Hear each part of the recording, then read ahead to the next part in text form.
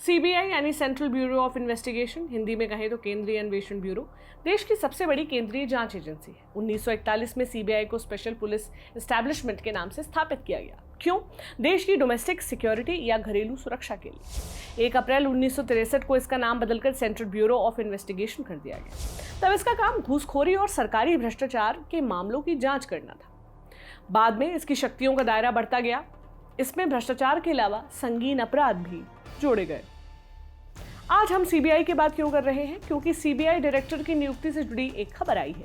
High power committee 24 मई को meeting करने जा रही है। प्रधानमंत्री नरेंद्र मोदी, नेता विपक्ष और सुप्रीम कोर्ट के मुख्य न्यायाधीश इस मीटिंग में शामिल होंगे। इस बहाने हम समझेंगे कि सीबीआई डायरेक्टर की नियुक्ति कैसे होती है, आसान भाषा में मेरे यानी प्रतीक्षा के साथ। तो सीबीआई डायरेक्टर ऋषि कुमार शुक्ला 2 फरवरी को रिटायर हो गए थे।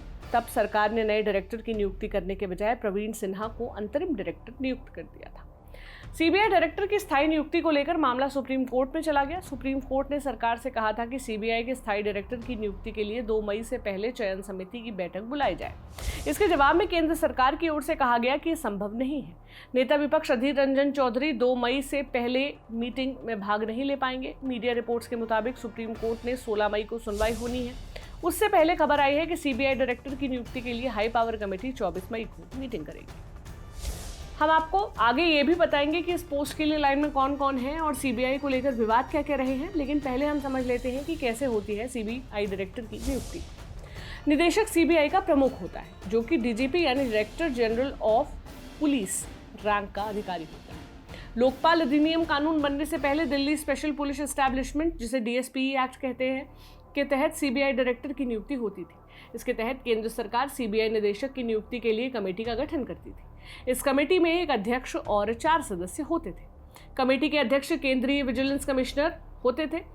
सदस्यों में विजिलेंस कमिश्नर, गृह मंत्रालय के सचिव, कैबिनेट सचिवालय में समन्वय और लोक शिकायत के सचिव होते थे। ये कमेटी नामों पर विचार करती थी। भ्रष्टाचार विरोधी मामलों की जांच में अनुभव, वरिष्ठता और ईमानदारी पूर्वक सेवा के आधार पर कैंडिडेट्स की स्क्रूटनी की जाती थी। इसके बाद कमेटी सरकार को अपनी रिपोर्ट भेजती थी। इसके बाद केंद्र सरकार इन नामों में से किसी एक को सीबीआई डायरेक्टर के पद पर नियुक्त करती थी। सीबीआई के पूर्व निदेशक एपी सिंह ने राज्यसभा टीवी से बातचीत में बताया था, पहले सीबीआई डायरेक्टर की नियुक्ति की प्रक्रिया ये थी कि सीवीसी, 2 वीसी, सेक्रेटरी पर्सनल और होम सेक्रेटरी, कुल 5 लोग बैठकर संभावित नामों पर चर्चा करते थे। इनमें से 3 नामों की सिफारिश सरकार से करते थे। जिन 3 नामों की सिफारिश की जाती थी, सरकार उनमें से किसी एक को नियुक्त कर सकती थी। ये 2000 से पहले की प्रक्रिया थी। लोकपाल एक्ट आने के बाद ये प्रक्रिया पूरी बदल गई। लोकपाल कानून में निर्धारित नियमों के तहत केंद्र सरकार सीबीआई प्रमुख की नियुक्ति करती है। इस कानून के मुताबिक सीबीआई डायरेक्टर की नियुक्ति एक उच्च स्तरीय कमेटी करती है। इस कमेटी के सदस्य प्रधानमंत्री, चीफ जस्टिस ऑफ इंडिया और लोकसभा में नेता प्रतिपक्ष होते हैं। अगर chief justice of India committee में हिस्सा नहीं ले पा रहे हैं तो वो सुप्रीम कोर्ट के किसी जज को अपनी जगह भेज सकते हैं। अगर लोकसभा में विपक्ष का नेता नहीं है तो वो सदन में सबसे बड़ी विपक्षी पार्टी के नेता मीटिंग में भाग ले सकते हैं। सीबीआई डायरेक्टर को चुने जाने की प्रक्रिया गृह मंत्रालय से शुरू होती है। गृह मंत्रालय इस मामले में आईपीएस अधिकारियों की एक लिस्ट बनाता है। ये लिस्ट किसी जांच में अनुभव और वरिष्ठता के आधार पर तय की जाती है। ऐसे अधिकारियों की लिस्ट तैयार होने के बाद उसे कार्मिक और प्रशिक्षण विभाग को भेज दिया जाता है। इसके बाद अनुभव, वरिष्ठता और भ्रष्टाचार के मामलों की जांच में अनुभव के आधार पर एक फाइनल लिस्ट बनाई जाती है। सर्च कमेटी इन नामों पर चर्चा करती है और अपनी सिफारिशों को भेजती है। इसके बाद कमेटी नाम पर मुहर लगाती है। लोकपाल कानून के मुताबिक सीबीआई निदेशक का कार्यकाल 2 साल के लिए तय किया गया है। प्रधानमंत्री, चीफ जस्टिस ऑफ इंडिया और लोकसभा में नेता प्रतिपक्ष की कमेटी की सिफारिशों के बिना सरकार सीबीआई निदेशक का कार्यकाल कम नहीं कर सकती। सीबीआई निदेशक को हटाने का फैसला भी 3 सदस्यों की टीम ही कर सकती है। सीबीआई निदेशक को हटाने के लिए कार्मिक और प्रशिक्षण विभाग को हाई लेवल कमेटी के पास मामला ले जाना पड़ता है। इंडिया टुडे ने सूत्रों के हवाले से बताया है कि सीबीआई डायरेक्टर की पोस्ट के लिए 1984, 85 और 86 बैच के आईपीएस अधिकारियों के नामों पर विचार चल रहा है। राकेश अस्थाना, वाईसी मोदी और सुबोध जायसवाल अगले सीबीआई निदेशक के पद की दावेदारी में सबसे आगे बताए जा रहे हैं। 1984 बैच के वाईसी मोदी, जो इस समय नेशनल इन्वेस्टिगेशन एजेंसी यानी एनआईए के प्रमुख पद पर तैनात हैं, उनका नाम लिस्ट में है। 1984 बैच के ही राकेश अस्थाना भी इस लिस्ट में शामिल हैं, जो इस समय बीएसएफ महानिदेशक के पद पर तैनात है। 1985 बैच के महाराष्ट्र काडर के वरिष्ठ आईपीएस सुबोध जायसवाल जीजी सीआईएसएफ की पोस्ट पर तैनात है, उनका भी नाम चल रहा है। 1986 बैच के उत्तराखंड काडर के एमए गणपति का नाम भी लिस्ट में शामिल है, जो केंद्रीय प्रतिनियुक्ति के तौर पर तैनात है।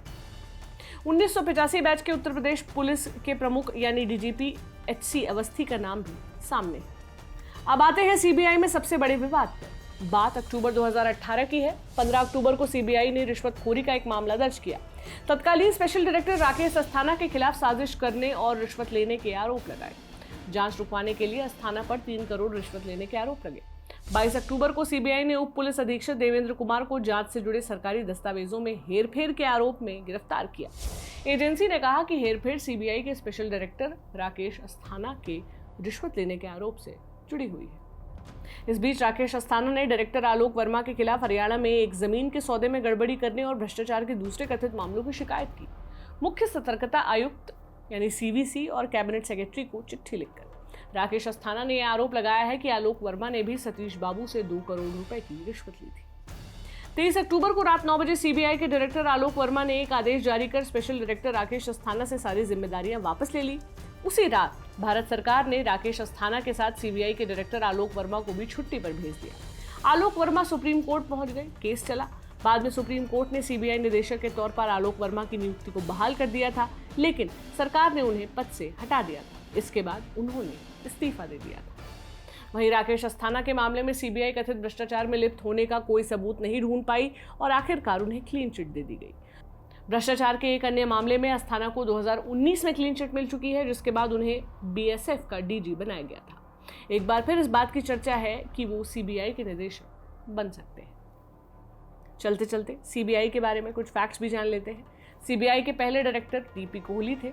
CBI right to information act यानी आरटीआई के दायरे से बाहर है। सीबीआई ने कुछ हाई प्रोफाइल केसेस की जांच की है, जैसे आरुषि हत्याकांड, शारदा चिटफंड घोटाला, मध्य प्रदेश वापम घोटाला, अगस्ता वेस्टलैंड, इशरत जहां एनकाउंटर, बाबरी विध्वंस, सत्यम घोटाला, आईएनएक्स मीडिया मामला वगैरह।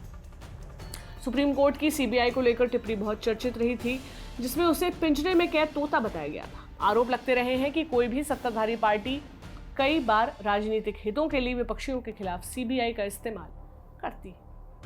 तो ये थी सीबीआई और उसके डायरेक्टर की नियुक्ति से जुड़ी जानकारी, जिसे आपके लिए लाए थे मेरे साथी डेविड। आपको ये जानकारी कैसी लगी मुझे कमेंट सेक्शन में ज़रूर बताएं। देखते रहें लल्लन टॉप। शुक्रिया।